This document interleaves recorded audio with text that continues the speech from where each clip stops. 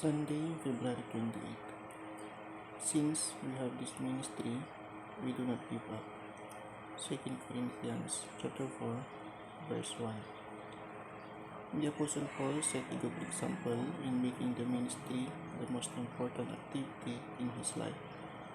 When he was in Corinth during his second missionary journey, he was low on funds and had to spend some time making tents.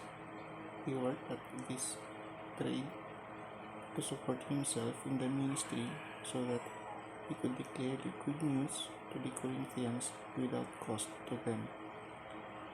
Although Paul had to do some secular work, he continued to give priority to the ministry and he preached on every Sabbath.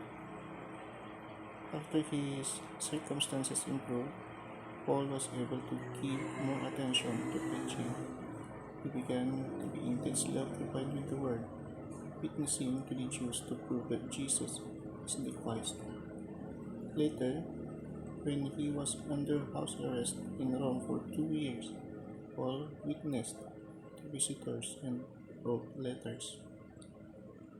Paul was determined not to allow anything to interfere with his ministry.